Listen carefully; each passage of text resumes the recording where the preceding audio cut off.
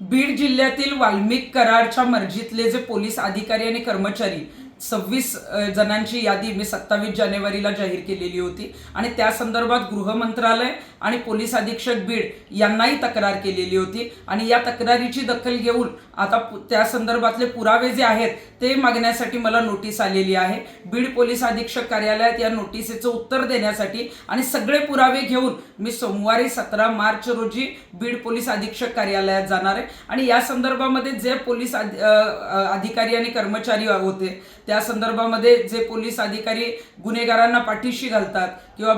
वाल्मिक कराडच्या मर्जीनुसार अनेक वर्षे एकाच पोलीस स्टेशनला जे काम करतात, काही भ्रष्ट आहेत, हप्ते गोळा करतात, या संदर्भातले सगळे पुरावे, काही ऑडिओ आहेत, व्हिडिओ आहेत, काही जणांचे FIRच्या बाबतीतले पुरावे आहेत, हे सगळे पुरावे घेऊन मी आता जे आहे ते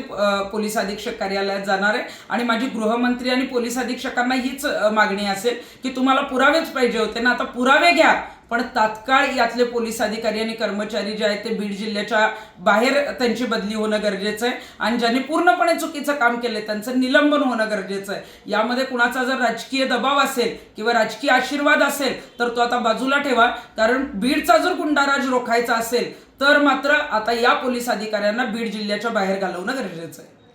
त्या ठिकाणी तुम्ही आंदोलन देखील करणार आहात का ताई? बीड जिल्ह्यात जेव्हा 17 मार्चला मी जाणार आहे तेव्हा पोलिसांना सर्व पुरावे घेऊन जाणार आहे। आमची मागणी तीच आहे की पुरावे दिल्यानंतर तात्काळ आपण कारवाई करावी, त्यामुळे तिथे कारवाई करण्यासाठी जी आहे ती आम्ही मागणी करणार आहोत, तेव्हा कुठलंही आंदोलन आम्ही करणार नाही।